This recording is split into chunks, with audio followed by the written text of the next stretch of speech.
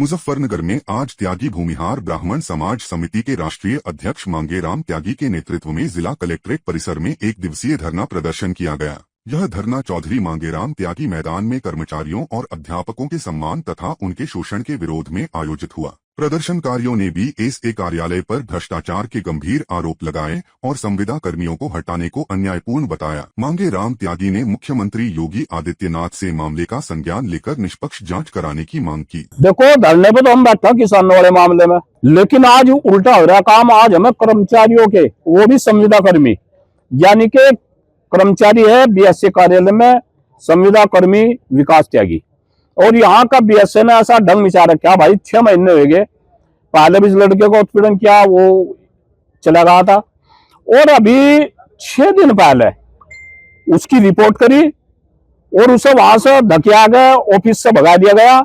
उसके बाद उसकी फाइल गुम करी, ताला तोड़ के कंप्यूटर उठाया और फिर सिविल लाइन थाने में रिपोर्ट कर दी।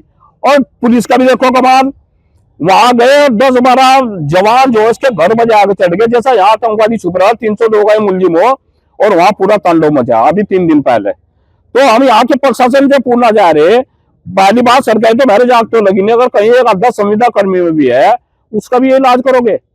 और इस बीएसए में ऐसा नहीं है एक विकास त्यागी है, यहाँ कम से कम 80% विकास त्यागी है जो बोल नहीं रहे हैं। टीचर और प्रधानाचार्य और कर्मचारी हर जगह फर्नीचर पर, बिल्डिंग पे, और कस्तूरबा गांधी जो है विद्यालय उन पर कमीशन, हर जगह कमीशन इस आदमी का। और इससे यहाँ की जनता, कर्मचारी और टीचर सब त्रस्त है। और मेरा माननीय योगी से एक निवेदन है, अपील है, कोई ना कोई नेता, क्योंकि 2 मंत्री जो कैबिनेट मंत्री है उन्होंने तो इसको कह लिया, माननीय अनिल कुमार और माननीय सोमेंद्र तोमर जी ने। मेरी खुद बात हुई सोमेंद्र तोमर से, मैं कहा भाई तुम्हारा नाम ले रहा है, तुम्हारा बैक है इसकी कमर पे। कहना चाहिए जी मैं इसे जानता भी नहीं, इसकी गलती है, मैं डीएम को कह रहा हूँ। डीएम साहब को उन्होंने कहा भी, उनकी भी निगरानी। और कमिश्नर ने 3 लेटर विकास त्यागी फेर में लिख रखे, डीएम साहब ने लिख रखे, सीडीओ लिख रखे, उसके बावजूद भी इसने उसको निकाल दिया, जबकि शासनादेश में इसको निकालने का अधिकार भी नहीं है। मुजफ्फरनगर में लगातार हो रहे उद्योगों पर हमलों को लेकर आज उद्योगपतियों ने वरिष्ठ पुलिस अधीक्षक से मुलाकात की। उद्योगपतियों का आरोप है कि कुछ असामाजिक तत्व फैक्ट्री परिसर में जबरन घुसकर पत्थरबाजी और तोड़फोड़ कर रहे हैं और फैक्ट्री न चलाने की धमकी दे रहे हैं। उनका कहना है कि इस तरह की घटनाओं से औद्योगिक क्षेत्र में भय का माहौल बन रहा है। उद्योगपतियों ने सुरक्षा और सख्त कार्रवाई की मांग की, जिस पर एसएसपी ने मामले में उचित कार्रवाई और सुरक्षा व्यवस्था मजबूत करने का आश्वासन दिया है। मैं Abhishek Agarwal, federation of commerce industries का सेक्रेटरी हूँ। हमारे मेंबर हैं जो अंशुल जैन जी, सिंगल जी, इनकी तिरुपति एंटरप्राइजेस से एक फर्म चलाते हैं, जिसमें कुछ असामाजिक तत्वों ने पत्थरबाजी करके अंदर फैक्ट्री में जबरन घुसकर थोड़ा सा परेशान किया है और धमकी दी है कि हम आपको फैक्ट्री नहीं चलाने देंगे। उसके संबंध में हम कहने आए थे कि जी ऐसे इस तरह से जो भी आपका डिपार्टमेंट है वो इस पे कार्रवाई करे, बाहर के लोग ना करें। उनके अलग कारण है, पॉल्यूशन के कारण है, लेकिन हम पे सब एनओसी है। फैक्ट्री बोल रही है कि हम सब विधि विधान पूर्वक चला रहे हैं। हमारा भी सर से यही कहना है, सर आप अपने हिसाब से चेक कराइए, कोई कमी हमारे ऊपर है तो हमें बताइए, नहीं तो इस तरह से असामाजिक तत्वों का हमारी फैक्ट्री में भय का माहौल बन रहा है। इससे इंडस्ट्रियलिस्ट परेशान है भय के माहौल में। बस हम वो सुरक्षा चाहते हैं इनसे, वही करने के लिए बात है। सर देखिए, धुआं जब एनओसी सब चीजें हैं, कैंसर के और भी बहुत चीजें हो सकती है। क्या लोग आदमी सिगरेट पीता है उससे होती है, और बहुत चीजें होती है। केवल एक उद्योग को लेके और उसके ऊपर धमकियां देना वो गलत है। हमारा बस इतना कहना है। मिला है आश्वासन कि इस पर कार्रवाई होगी, उचित कार्रवाई होगी, और हमें उम्मीद है कि हमारे को सुरक्षा मिले। सहारनपुर के बिहारीगढ़ क्षेत्र स्थित शिवालिक फार्म हाउस में रविवार शाम उस वक्त सनसनी फैल गई जब जमीन और पार्टनरशिप विवाद को लेकर चल रही बैठक अचानक गोलियों की आवाज से दहल उठी। जानकारी के अनुसार बातचीत शुरू होने के कुछ ही मिनटों में विपक्षी पक्ष ने फायरिंग शुरू कर दी, जिसमें 22 वर्षीय शिवम की मौके पर ही मौत हो गई, जबकि 2 अन्य युवक गंभीर रूप से घायल हो गए। सूचना मिलते ही पुलिस मौके पर पहुंची और घायलों को अस्पताल भिजवाया। नवनियुक्त एसएसपी अभिनंदन सिंह भी घटनास्थल पर पहुंचे और हालात का जायजा लिया। पुलिस ने 3 आरोपियों की पहचान कर ली है और गिरफ्तारी के लिए टीमें गठित कर दी गई हैं। इलाके में तनाव को देखते हुए अतिरिक्त पुलिस बल तैनात किया गया है।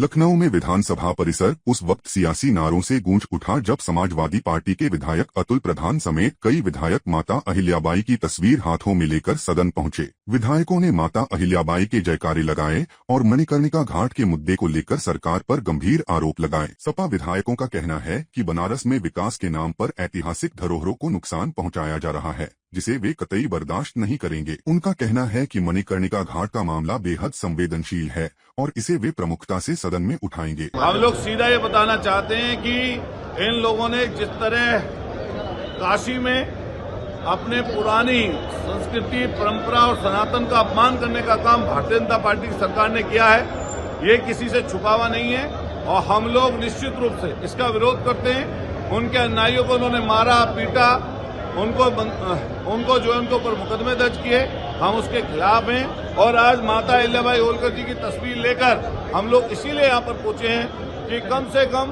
उस सच्चाई को उजागर करें। और माननीय मुख्यमंत्री जी ने वहाँ पर जाकर जो प्रेस की वो झूठ बोलकर की है, कोई AI जनरेटेड तस्वीरें वो नहीं है। हम सब लोग मिलकर उसका विरोध करते हैं और आज इसीलिए माता अहिल्याबाई होलकर जी की तस्वीर लेकर यहाँ पर पहुंचे। आदरणीय लोकमाता अहिल्याबाई होलकर जी ने इस घाट का, वो शिव भक्त थी, उन्होंने इस घाट का पुनरुद्धार किया था और इस प्राचीन घाट को संरक्षण करने का सरकार का काम होना चाहिए था। लेकिन ये सरकार हर समाज, हर वर्ग के महापुरुषों के खिलाफ है और उसको हमेशा अपमानित करने का काम करती है। उसके साथ उनके प्राचीन जो उनके लगाव की चीज़ें हैं, जिसमें लोगों की आस्था है, उससे छेड़छाड़ करने का काम करती है। और उसी तरह से उन्होंने मणिकर्ण घाट के छेड़छाड़ की है, वहाँ पे तोड़फोड़ की है, जिसके हम लोग घोर विरोध में। हम लोग चाहते हैं उसका अच्छे से संरक्षण हो, उसको हमको संभाल के रखें जैसे और देश अपनी प्राचीन चीज़ों को संभाल के रखते हैं। देखिए, भारत रत्न हर महापुरुष को मिलना चाहिए, लेकिन हमको ये भी देखना है कि किन किन को अभी तक नहीं मिला। बहुत से ऐसे लोग हैं जिन्होंने आज़ादी की में अहम भूमिका निभाई। हम भगत सिंह, चंद्रशेखर आज़ाद, बहुत से ऐसे लोग हैं जिनको भारत रत्न मिलना चाहिए था, जो फांसी के फंदे पर झूल गए। तो हम लोगों को अगर भारत रत्न देने का काम करना है तो उन महापुरुषों को भी याद करना चाहिए। देखिए, राज्यपाल जी के अभिभाषण के दौरान विपक्ष के सदस्यों ने मर्यादा को तार तार किया है। मुद्दा विहीन लोग हैं, सत्ता के बिना बौखलाए हुए हैं। अगर उनके पास कोई सवाल है और सरकार जवाब देने को तैयार है तो एक महिला राज्यपाल जो सबसे राजनीतिक अनुभव के साथ उत्तर प्रदेश के महामहिम राज्यपाल के रूप में जिम्मेदारी निर्वहन कर रही महिला हैं और जिस प्रकार से हो हल्ला किया गया उसके लिए समाजवादी पार्टी के सदस्यों को क्षमा याचना करनी चाहिए, महामहिम राज्यपाल जी से सदन से माफ़ी मांगनी चाहिए। यह किसी भी दृष्टि से उचित नहीं ठहराया जा सकता है।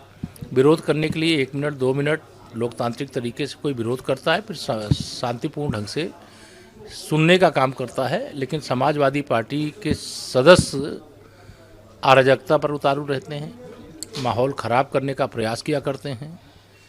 जो अपने जीवन में उन्होंने जिया है, जो समाजवादी पार्टी के बारे में जनता की धारणा है, उस सदन में भी उसको प्रतिबिंबित करते हैं कि हम वही हैं जो सड़क पे आकर के अराजकता करते हैं, वही हम सदन में भी अराजकता करते हैं। कोई रचनात्मक जो विषय है उठाने का काम ना इन्होंने कभी किया और ना मुझे लगता है करेंगे। ये 2027 में जब इनका सुपड़ा साफ हो जाएगा, जब ये सदन में ये चिल्लाएंगे ज़रूर, लेकिन आवाज़ इनकी पीठ तक ना पहुंच पाए, इस हैसियत में जब जनता पहुंचा देगी तब इनको पता चलेगा।